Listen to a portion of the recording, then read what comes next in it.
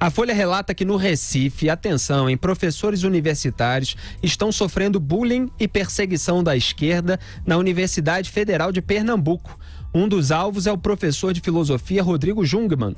Nesta semana começaram a circular no campus panfletos assinados por um certo Comitê de Luta contra o Golpe da UFPE, com ataques ao docente. Diz um trecho do tal manifesto, aspas, a comunidade acadêmica não pode permitir que um infiltrado da direita no corpo docente fique fazendo campanha pela destruição das universidades. Fora Bolsonaro e todos os golpistas. Fecho aspas. Em 2016, a sala de Jungmann foi vandalizada por grupos de esquerda. Paredes foram pichadas com os dizeres burguês de merda e Stalin matou pouco.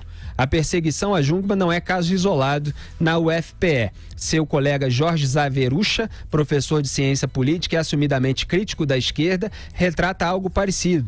Um inquérito foi aberto pela Polícia Federal pelo fato de a universidade ser federal, mas nunca apresentou conclusões. Eu me lembro desse caso, desse professor Rodrigo Jungmann, uns anos atrás, e agora parece que se repete com maior intensidade. O que é curioso, Rodrigo Constantino, é que nesse manifesto eles falam de um infiltrado da direita no corpo docente.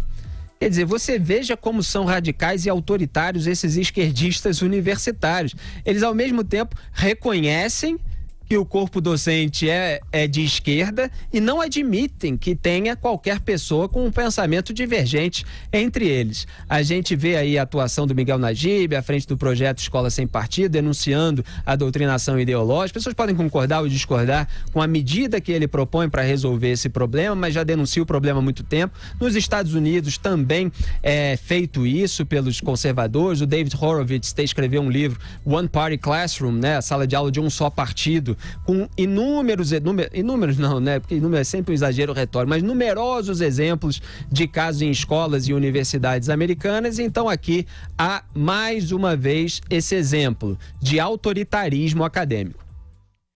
Mais do que autoritarismo, né, Felipe? É totalitarismo. Eles não toleram nenhum tipo de pluralidade.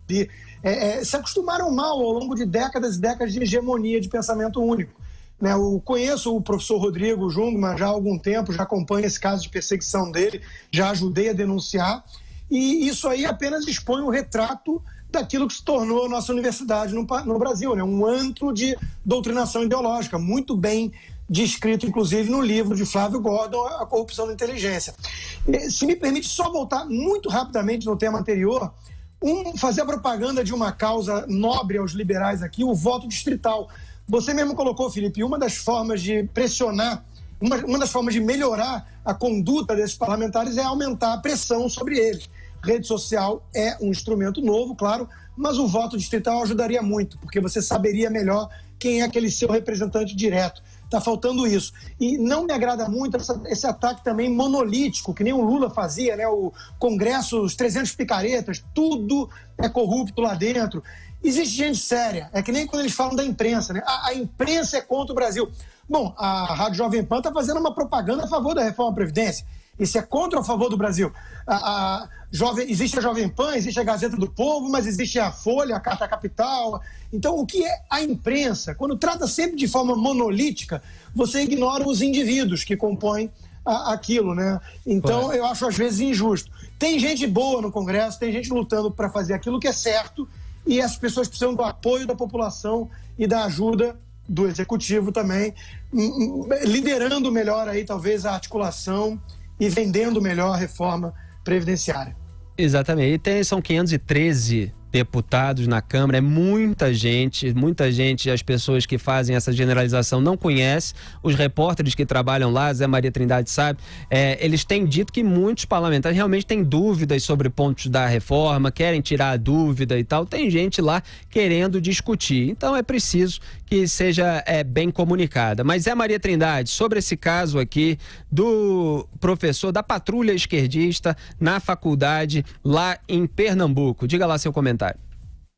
O Jungmann é um professor conhecido, tem apoio popular, por onde ele passa, as pessoas o cumprimentam até pela resistência que ele está fazendo, é um doutor em filosofia nos Estados Unidos, o doutorado dele foi nos Estados Unidos, então é uma pessoa conhecida e que faz uma resistência ali, Felipe, eu tenho uma posição aqui, você sabe, que eu acho que isso é coisa do passado. Esse movimento que aconteceu na política com a eleição de Jair Bolsonaro, com a eleição do maior número de deputados do PSL, que é o partido que mais cresceu, ficou apenas atrás do PT, né? E de outros partidos, esse movimento, ele é nacional. E em nenhum lugar está isolado desse mundo. Mas ainda existem alguns setores, alguns guetos ainda que ainda resistem.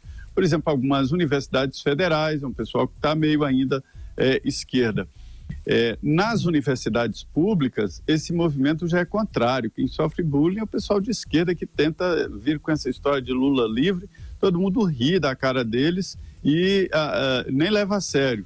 Então, assim, eu acho que são os últimos pontos ainda resistentes de uma realidade nacional. O Brasil mudou e mudou total, em todos os setores, inclusive nas universidades. O que eles estão fazendo lá com o Dr. Jungmann é uma covardia, uma crueldade, e eu acho que o Dr. Jungmann deveria, inclusive, agir judicialmente contra essas pessoas. Não se pode falar assim absolutamente de ninguém, muito menos de colegas de trabalho, né?